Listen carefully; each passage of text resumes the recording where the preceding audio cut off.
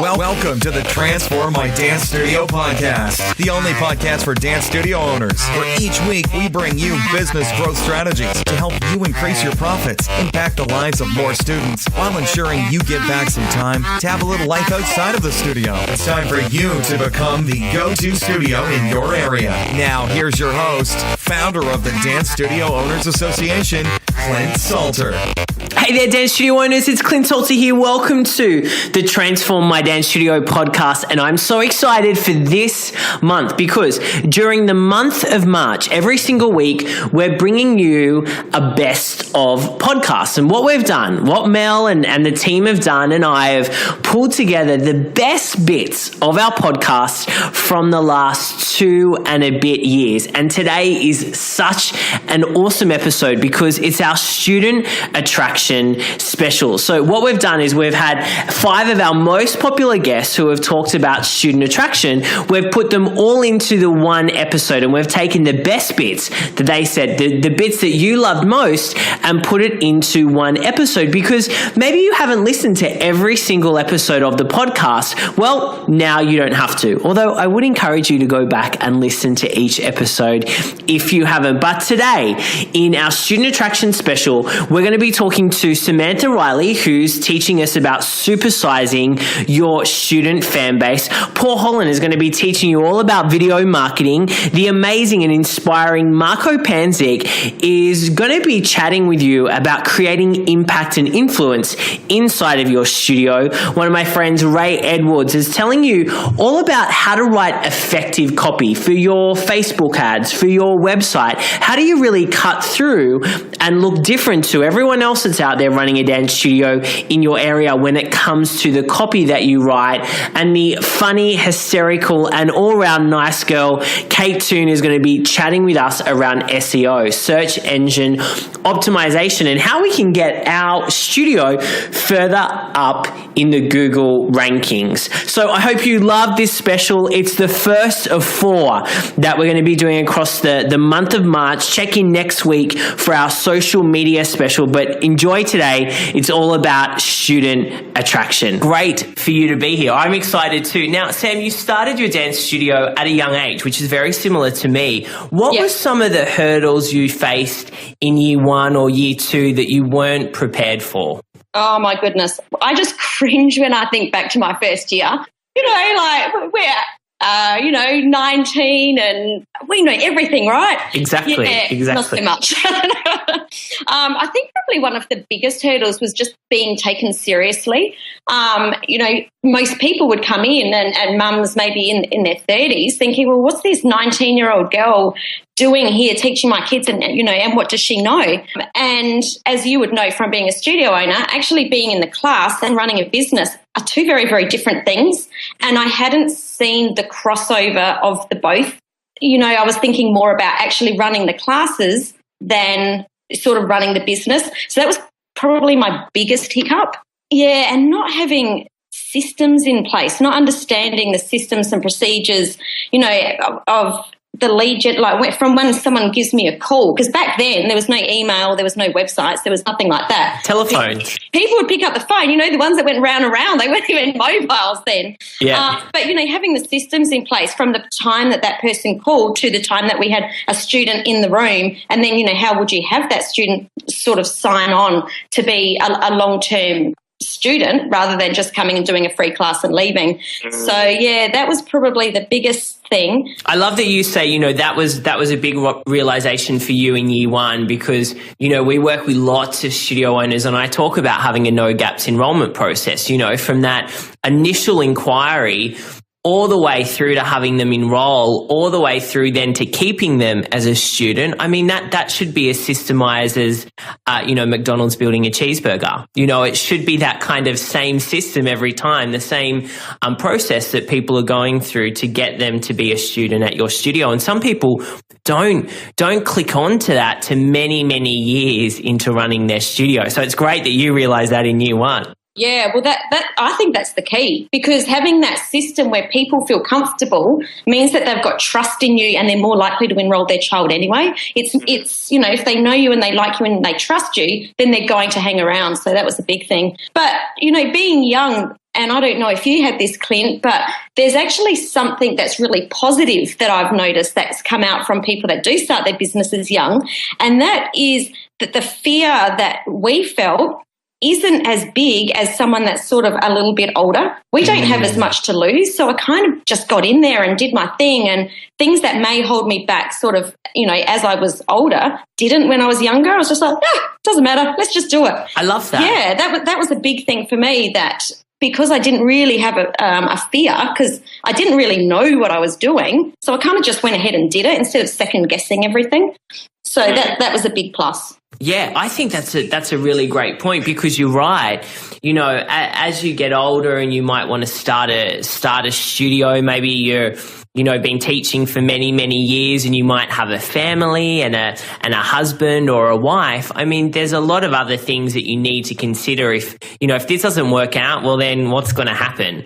Whereas, when you're young, you're right, you're basically, in a way, fearless. And you're like, well, if this doesn't work out, still living with mum and dad, that's fine, Yeah, totally. So you throw yourself into it. Yeah, absolutely. So I guess that's something that I would even say to someone that was older, that don't allow that fear to hold you back, because it's that gutsy move and just do it that's actually going to get you moving forward a lot faster. 100% agree. And I would even say that that comes kind of down to those studio owners that have had their studio maybe for 10, 20, 30, 40 years, that are afraid of doing new things. That are afraid of actually taking that step to go, all right, I'm going to learn about online marketing. All right, I need to change up my teacher recruitment process, because they've continued to do the same thing all the time. And although they totally realize that it's not working for them anymore, but they're afraid to make that change. So I think that principle applies to them as well. That is 100% correct. And that's something that I see from the business owners that I work with, that they say, I've been doing this for 20 years and it's worked for the last 20 years, so I'm just going to keep doing it.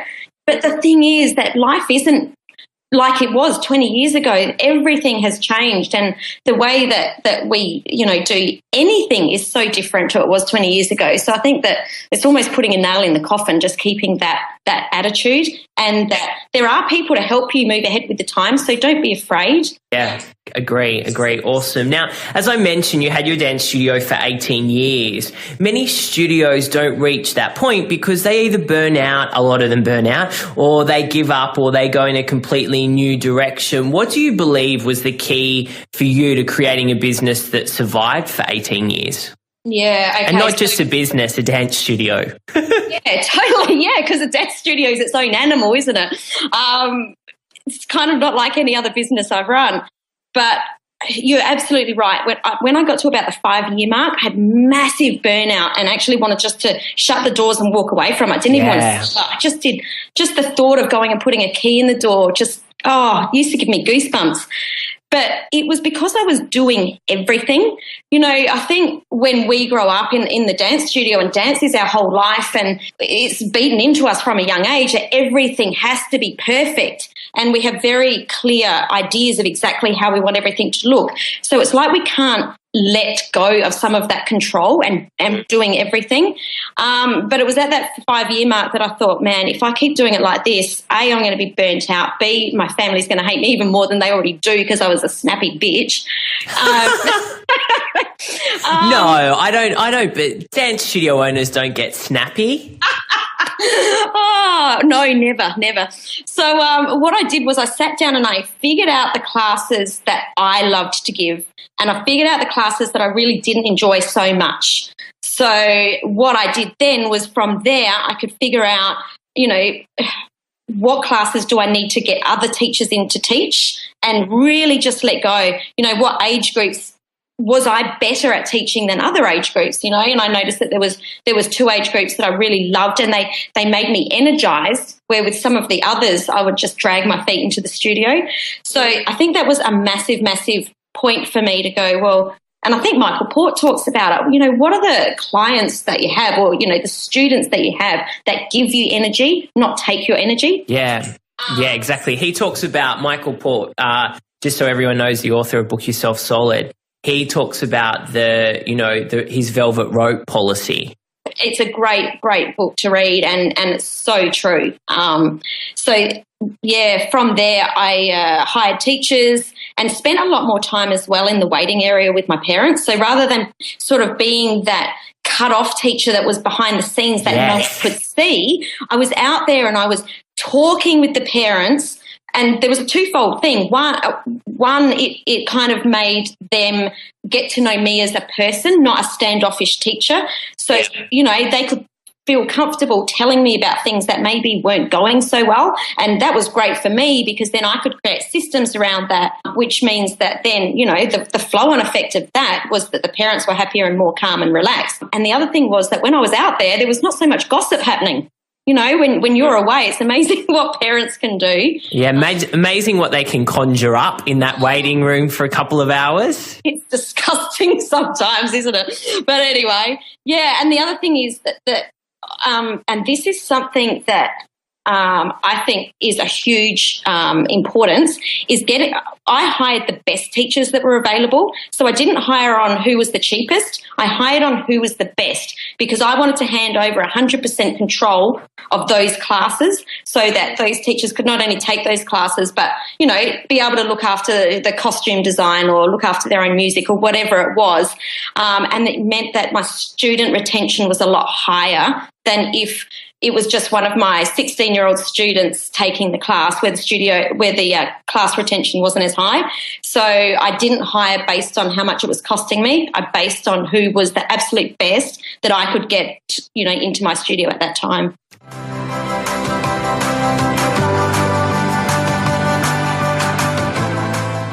How do we then integrate video into our already existing marketing plan? Cool. It's a great question. So that homepage video is there. It's rocking along. I would then be looking at what you're doing from a social media perspective and starting to look at how you can bring video into that. I'm a big advocate with my clients of video blogging. Now, when I say video blogging, it doesn't necessarily mean you standing in front of the camera talking. It's more a methodology of being consistent and regular with video-based communication that's going out to the marketplace. Now, that can be through blogs on your website, if you have a blog section on your website. But these days, more often, it's Facebook posts or Instagram posts. Instagram not so great with video because you're sort of time limited to 60 seconds, but it can still really, really work. But get that video going on a regular basis. And now from a dance studio perspective, I mean, you could be posting, updates about what's happening in the studio, updates about which students are doing well in competitions. You could be doing dance education, how to do a certain movement or something like that would be a great way to do it. Replicate dances off popular music videos and break them down for people. All of these ideas are just ways of just creating regular, valuable content for people who are following you online. And again, this is stuff you can do yourself on your iPhone. You could step up and do it with the sort of $1,000 Canon camera, or again, you could go the full production route. But you can definitely start doing this stuff on your own.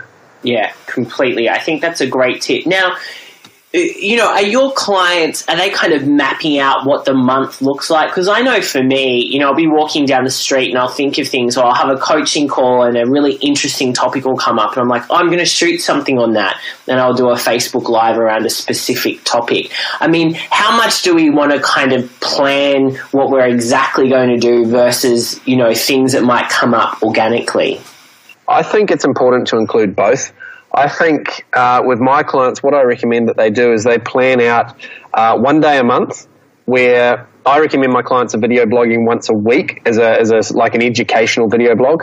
So I recommend they plan out one day a month where they create those 4 video blogs.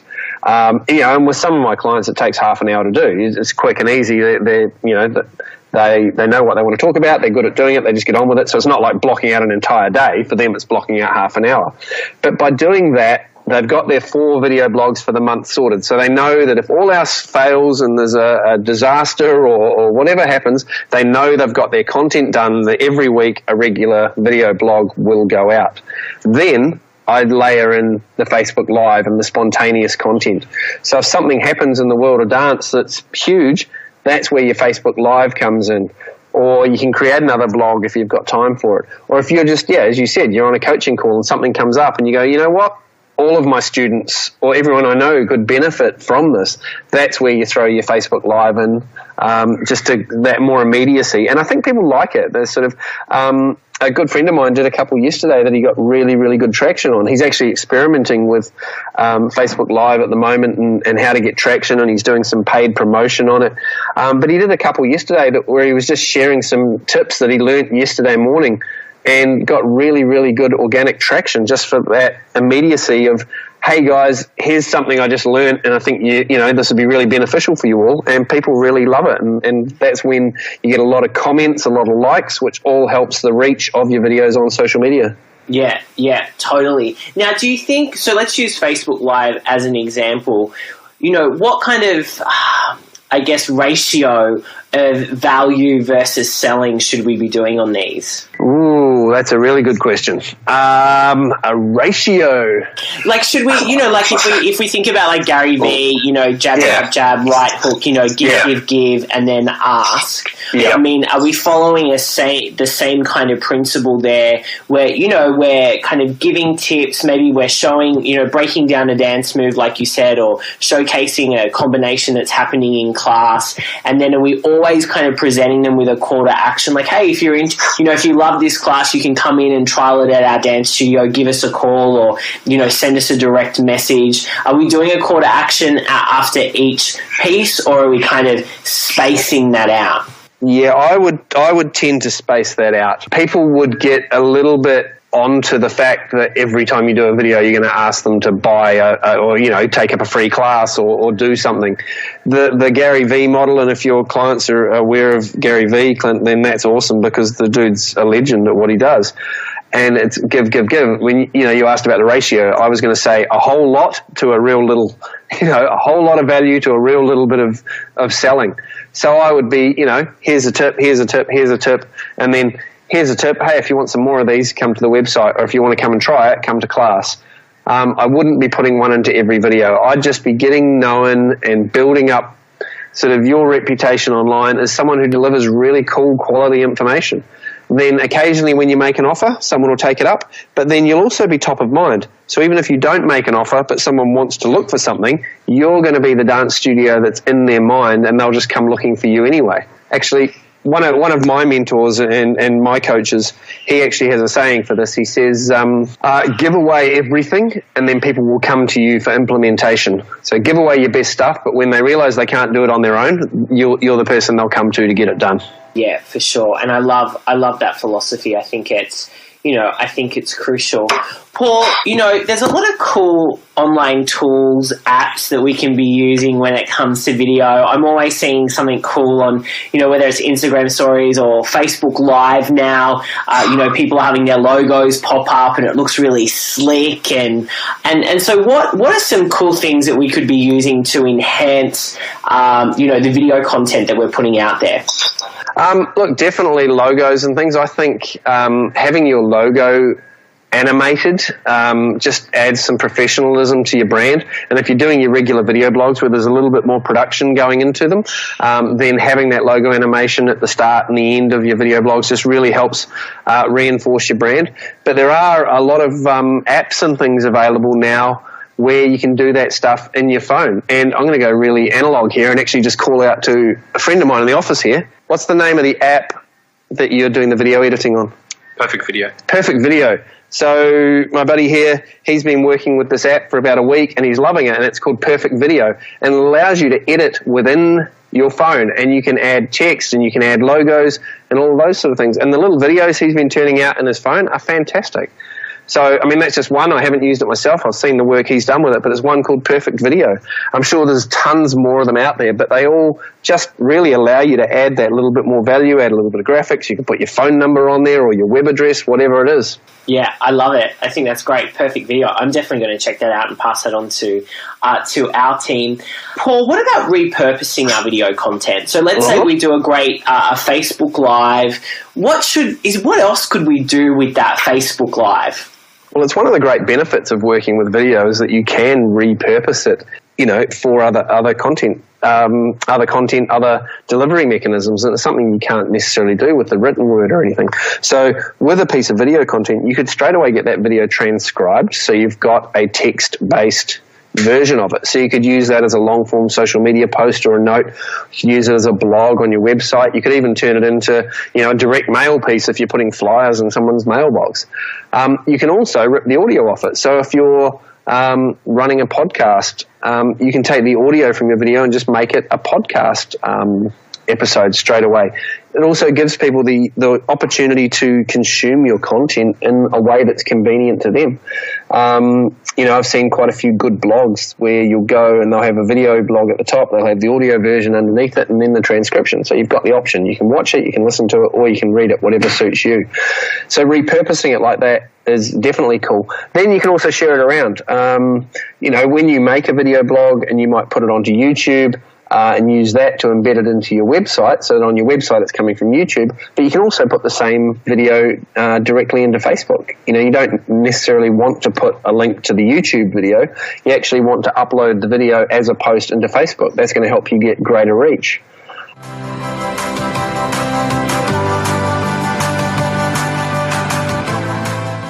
So, Kate, I mentioned the term SEO. It's quite a trendy one and people talk about it all the time, but can you break it down for us? What exactly is SEO? Well, as you said, SEO stands for Search Engine Optimization. So really it's the process of trying to influence the natural search, so not the paid ads you see on Google, but the natural results, so that your website pages rank well for your chosen keywords. So I type in copywriter and my site comes up top. That's the dream, yeah? Yes. Sometimes it's called inbound marketing these days, but essentially it's that. It's not tricking the search engines, but it's trying to play by the search engines' rules and giving your site the best chance of appearing at the top of the rankings. Yeah, so for an example, for a dance studio owner, they might be a dance studio in Manhattan or Sydney, for instance. And so when you type in dance studio Manhattan or dance studio Sydney, you want your studio to come up in those first few entries on Google. That's exactly it. And it's all about trying to think about those phrases and what phrases are going to get you to the top, so phrases that aren't too competitive. So, Dance Studio Sydney would be kind of super competitive term. There'd be lots of people after that. They certainly are. Yeah. So it's about trying to think about clever ways and different keywords that you can use to try and get yourself to the top. Great, and that kind of leads me on to my next question that I want to ask you, because many studio owners come to us and talk about keywords and how they're being told to have 10 to 15 keywords that relate to their studio that they need to sprinkle throughout their site and throughout their blog. I'd love to know your thoughts around keywords. Yeah, keywords, they're a tricky one. There's an argument to say that there's common sense. If you want to rank for Dance Studio Sydney, well, that's the keyword you should go for. But the truth is it can be really hard with these more competitive phrases to kind of have any chance.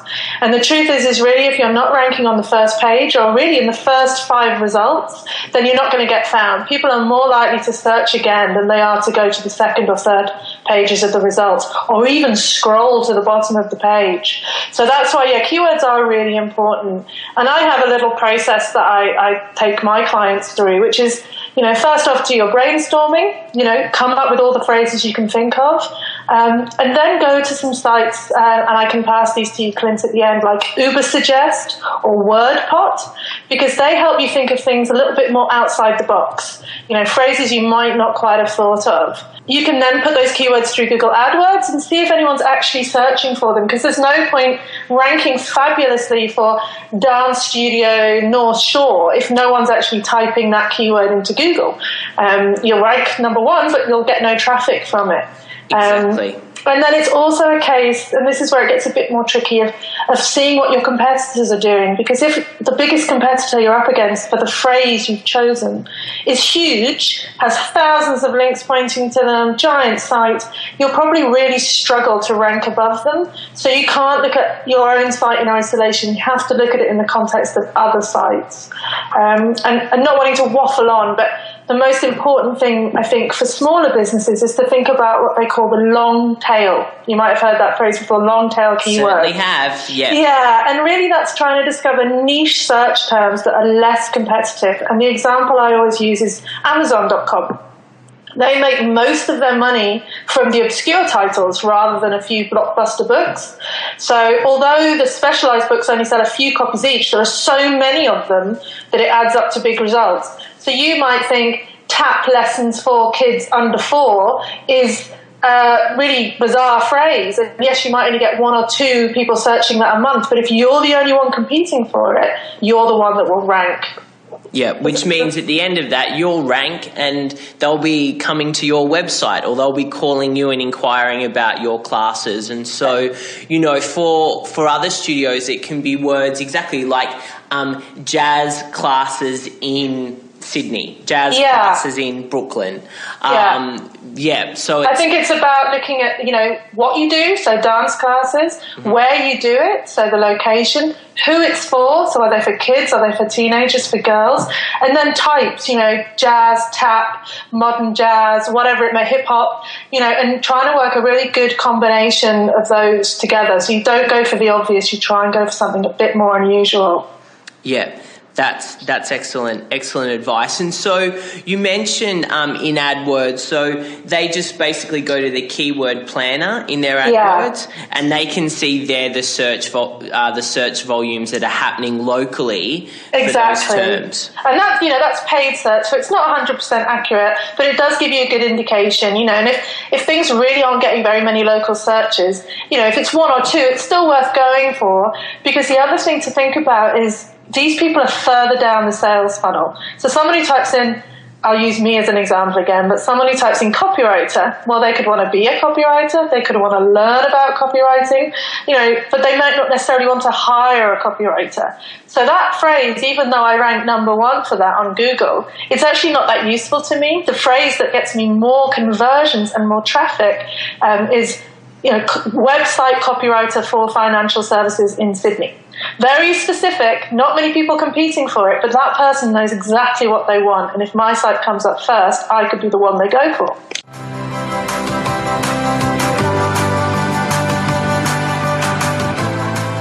Ray, why is, you know, you've lived your life in copywriting and copy for such a long time, and you've touched on a little bit of this, but I want to go a little bit deeper. Why is copywriting so important? Why is it important to a business owner to get a grip, at least a handle on how to write effective copy?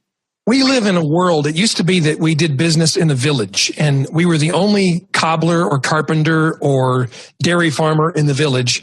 And then the world began to change. We got mass communication and then we got the internet. And now the village is a global village. There was even a company called Global Village. And so you're not just competing with the dance studio down the street or on the other side of town. You're competing with dance studios and instructors all over the globe.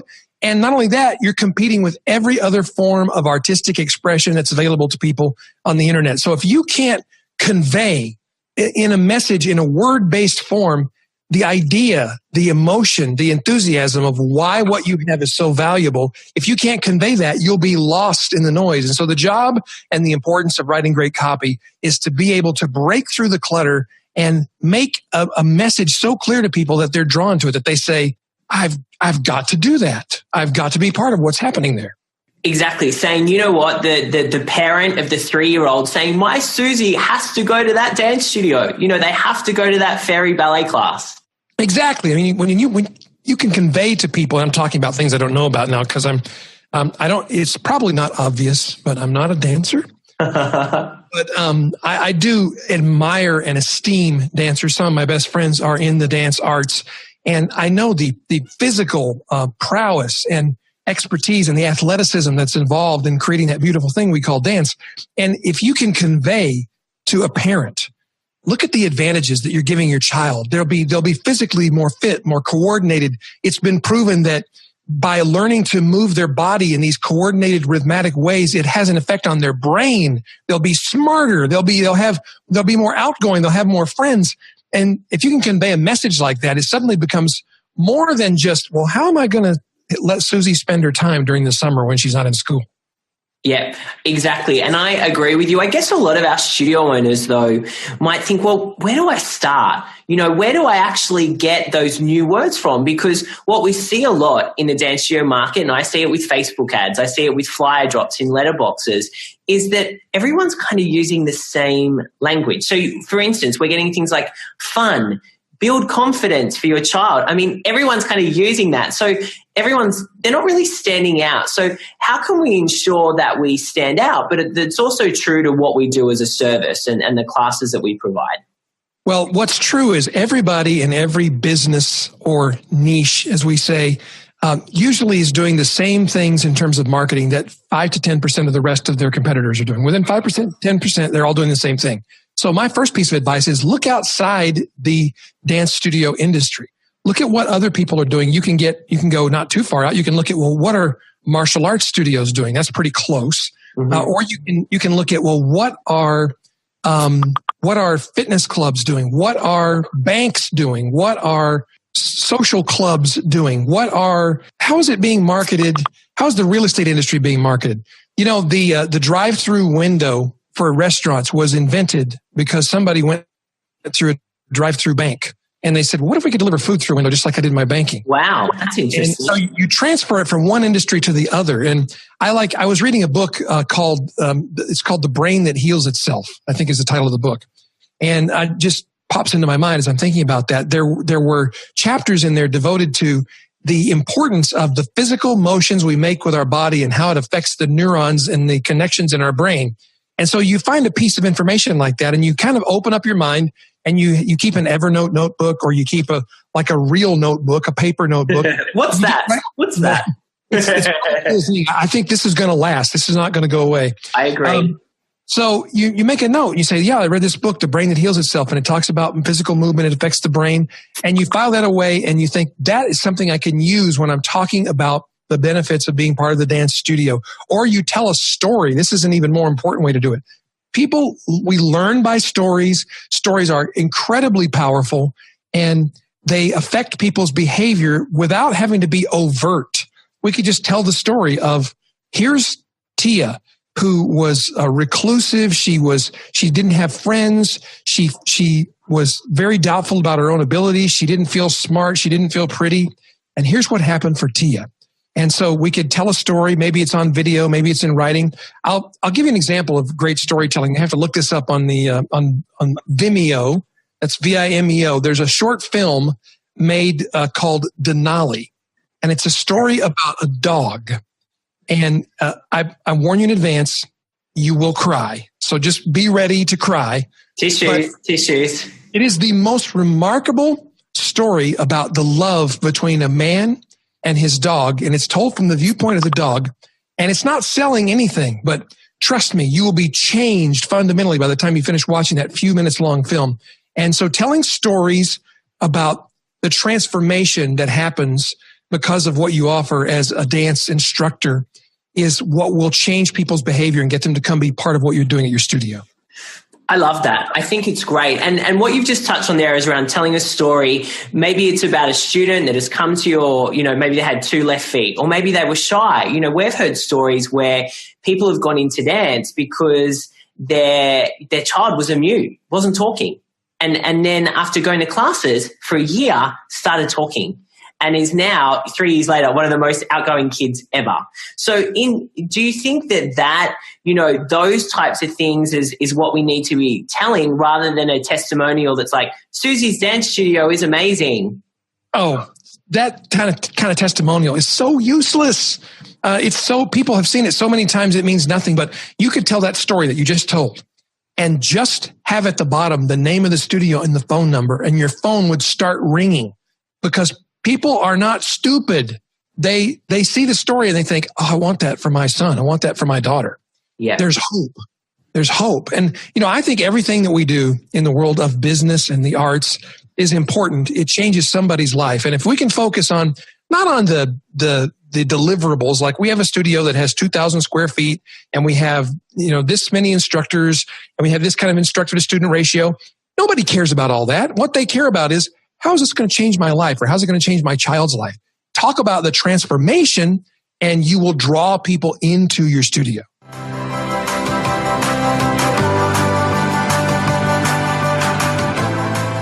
You can't just be a great dancer. You have to know, well, who are you as a personality? How, you have to face so many of your insecurities when you work on TV because, as a dancer, we're already always behind the scenes. So then to be thrown in front of a camera, I was like, oh my God, I'm not cut out for this. So my journey was short, and I think it was the best thing that happened to me because I left the show learning so much about myself, but also having this fire that really ignited once I left. I think people can look at failure or look at things ending in a way either in a positive or negative.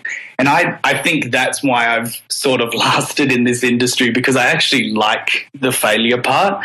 I like being kicked in the guts and being told no, because it really makes me fight for the next thing and gives me, and that's what I feel like So You Think did for me. It was like, gave me this fire to be like, right, I've got to do something with my life. I've got to be bigger than whatever I've dreamed of, and I'm going to go after it. And then lucky enough, I just stuck to it, and I had this passion, and then I was just putting videos up on YouTube, and I was throwing myself out there, and I really became a self-promoter. I really do believe in what you believe, you can make other people believe. So I really just threw out there, in confidence and in a good way, not an egotistical way, but I really wanted to get my work out there. And then the phone started ringing, and I had Ricky Lee rang me and said, I saw your videos on YouTube. I'd love to do dance class with you. So then from that, it just was this whirlwind of working with artists. So it's a crazy ride. Yeah, exactly. Look, I love what you said about failure, because we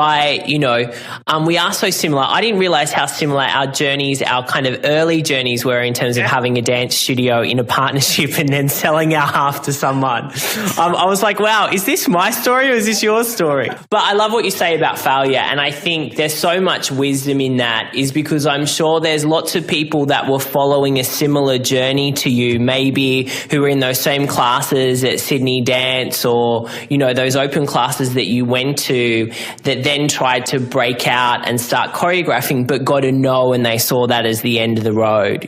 So they went to get maybe a normal job, or they might have tried one more time and got another no and they stopped. Where your journey sounds like one so far of really sheer persistence and passion.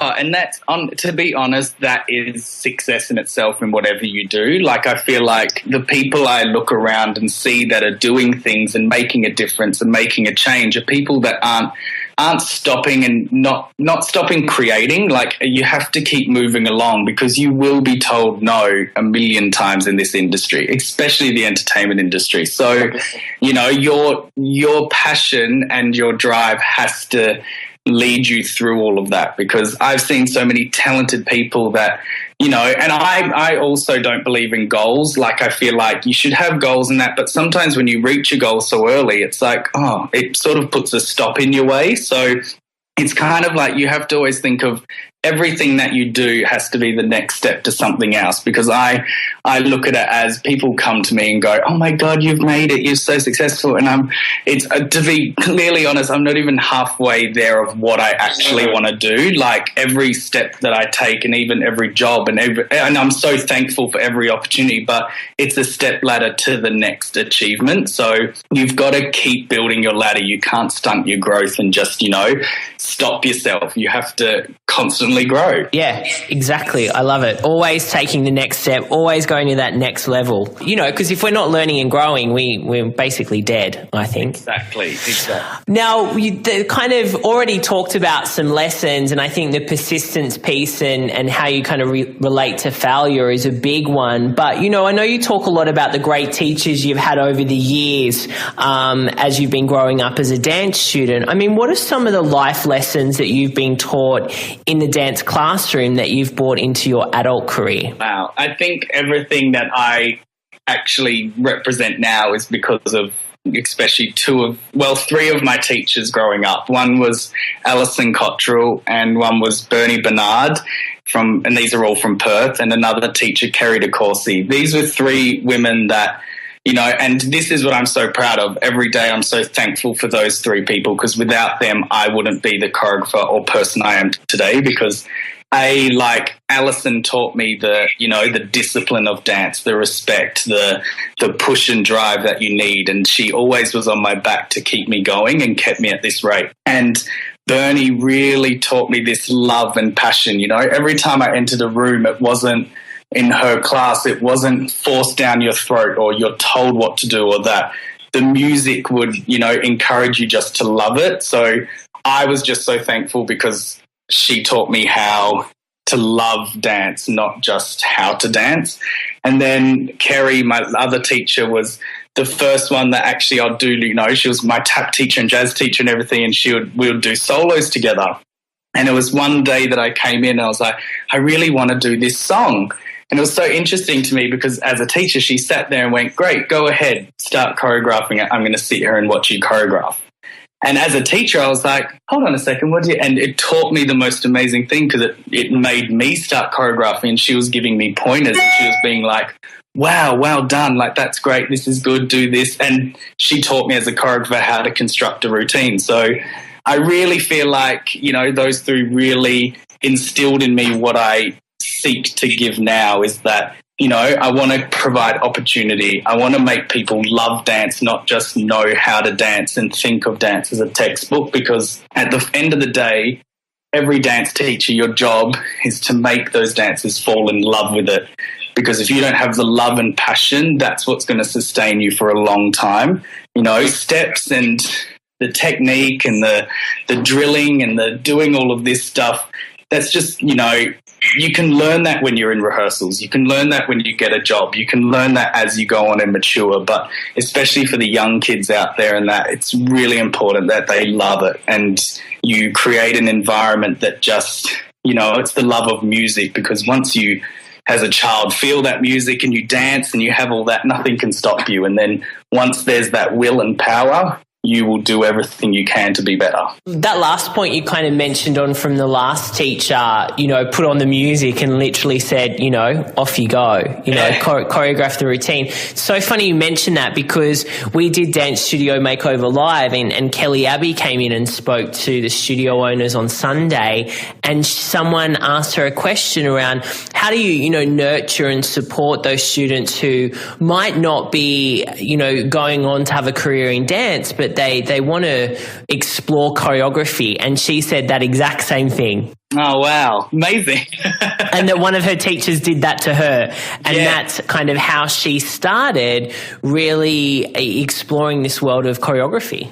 Completely. And, a teacher guiding and being there and supporting that is such a beautiful thing as well, because you're handing over this gift of people don't know they can choreograph until they can do it. And it's so amazing when a teacher can actually support and be there through that process. Yeah, completely. I think it's great. Now, I want to talk about dance studio owners and teachers, because you run workshops and teach dance to students throughout the globe. What are some of the mistakes that you've seen dance teachers, dance studio owners make in their business? Okay. There's a few, but it's not mistakes. I think it's just, I feel like a big mistake, like actually nationally and probably internationally now, is that we're all striving for perfection.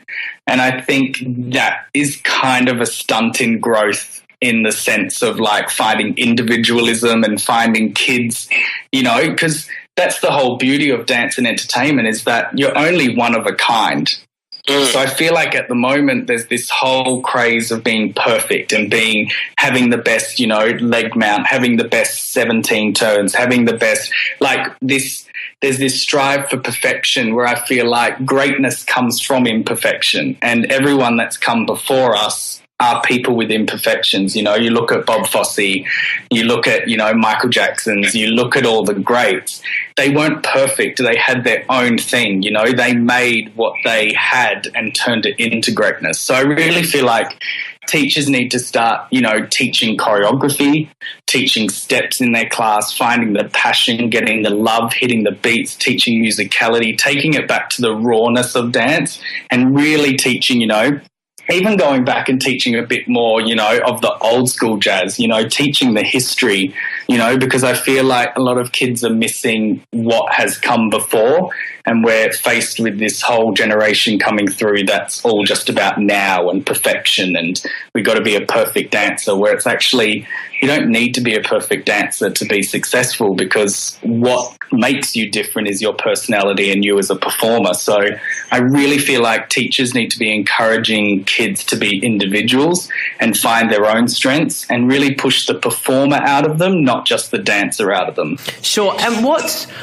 some ways that they can encourage and I guess nurture that in the classroom? Because we know for a competition school, everyone's arms got to be there, everyone's head's got to be there, everyone's legs got to be at a certain height. I mean, what are some things that they can do in the classroom to, I guess, bring out, the individualism of a dancer? I feel like even if there was, when you have competitions, keeping the competition choreography and an actual choreography class separate.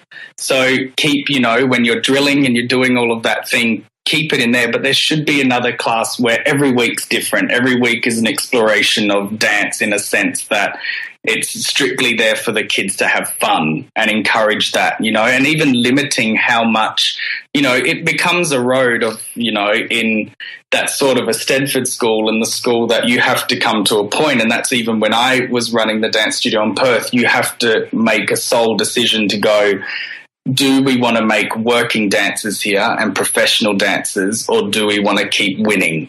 And there's a difference in that, because, making successful, great dancers takes a bit of a different training to just winning a Stedford. So I feel like you have to balance it out really cleverly in your school, that you don't just become one, because I still think you can learn so much from the competitions and everything, but you have to have a healthy balance. It needs to be a really healthy balance in your school, that your still main goal is to create working dancers and not just winning at competitions. I hope you got a huge amount of value from today's episode. Thank you so much for joining us for one of our special best of episodes, where every week for the month of March, we're sharing with you the best guests, the best information, the best tactics and strategies that have been shared on this podcast over the last 2 and a bit years. And I want to remind you, if filling your dance studio is a priority, if you want more numbers, more students inside of your classes, don't forget, jump over to our website, dancestudioownersassociation.com, to grab your free copy of my guide, 7 Ways to Attract